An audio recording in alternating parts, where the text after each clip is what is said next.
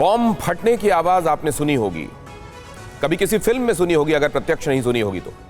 और वो आवाज कितनी खौफनाक होती है। और सोचिए कि अगर उसी दौरान बातें हो रही हों, जबकि ये आवाजें यूक्रेन में चारों तरफ से आ रही हैं और वहां की खबरें देखकर पूरी दुनिया ये अंदाजा लगाने में बहुत अच्छे से सक्षम है कि एक्चुअली वहां चल क्या रहा है। और अगर ये विश्व युद्ध में तब्दील हो गई बात, तो क्या होने वाला है।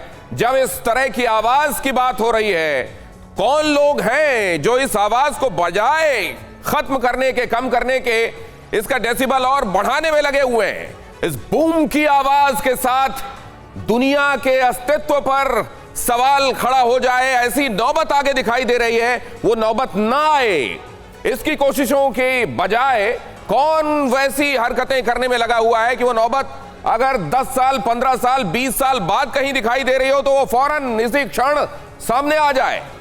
वो कौन से लोग हैं, वो कौन से देश। ऑर्गेनिक फार्मिंग करेंगे तो सिर्फ आपकी ही सेहत ही नहीं, बल्कि आपके पैसों की सेहत भी अच्छी रहेगी। ऑर्गेनिक फार्मिंग सीखनी है तो फ्रीडम ऐप को अभी डाउनलोड करो। और कौन से लीडर्स हैं, इसकी चर्चा हम करेंगे आज की अड़ी में। और साथ ही अड़ी में आज से कुछ दिन पहले क्रिमिया पर ब्रिज ब्लास्ट के बाद जिस एक एक्सपर्ट ने यहां खड़े होकर यह कहा था कि अब आप देखेंगे कीव समेत कई शहर दहल जाएंगे और वहां के पावर प्लांट, एनर्जी इंफ्रास्ट्रक्चर को निशाना बनाया जा सकता है, उनके लिए, उनके साथ खास तौर से हम चर्चा करेंगे। एक्चुअली क्या कहा गया था उस दिन, क्या कहा था, किसने कहा था, एक बार फिर से देखिए और इसके बाद इस चर्चा को और आज की अड़ी को आगे बढ़ाते हैं।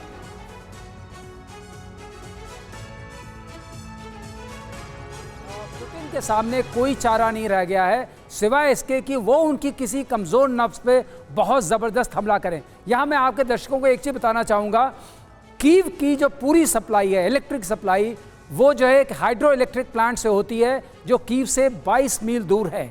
अगर अब पुतिन के सामने ऐसा लगता है कि हमें लगता है कि अब डायरेक्ट कीव के ऊपर अटैक होना या कीव को कट ऑफ करने की, सप्लाईज कट ऑफ करने की बात आएगी, क्योंकि क्रिमिया को आपने सप्लाई कट ऑफ की है, तो उसका काउंटर होगा।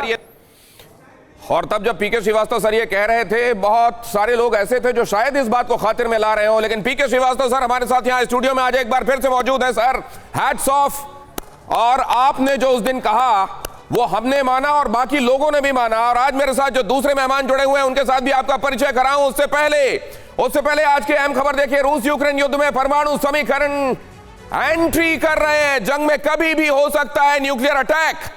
न्यूक्लियर अटैक क्यों? क्योंकि नेटो ऐसा कह रहा है। पुतिन की टेंशन एटमी तबाही की तरफ जा रही है। यूक्रेन के अड़ियल रवैये से महायुद्ध में तब्दील हो सकती है स्थिति। और इन हालात के बीच क्या और अहम हो रहा है, क्या दुनिया का न्यूक्लियर का डर वाकई सच साबित होने वाला है?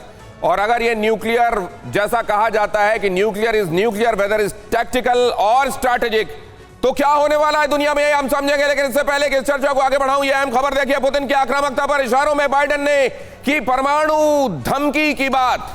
बोले यूक्रेन में रूस के न्यूक्लियर हमले की आशंका कम। अगर पुतिन ने एटम मारा तो पेंटागन किसी से पूछने के लिए मजबूर नहीं।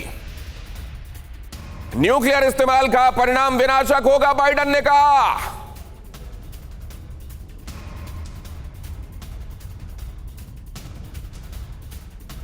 और अगली अहम खबर यह कि बाइडेन की धमकी का रूस पर कोई असर नहीं। रूस ने फिर दी यूक्रेन को परमाणु हमले की धमकी। अपनी रक्षा के लिए परमाणु दागने से कोई गुरेज नहीं करेंगे, सर्गेई लावरोव ने एक बार फिर से दोहराया। सर्गेई लावरोव ने कहा कि बाइडेन की धमकी का हम पर कोई असर नहीं होगा। अगर हमारे अस्तित्व पर आंच आई तो उससे पहले हम न्यूक्लियर का इस्तेमाल करेंगे। सर्गेई लावरोव ये बात न जाने कितनी बार कह चुके हैं और एक बार फिर से उन्होंने ये बात दोहराई। हालांकि आज के संदर्भ में, आज जिस तरह के हालात हैं, इससे पहले दुनिया के सामने इतना बड़ा न्यूक्लियर थ्रेट परसेप्शन कभी नहीं था।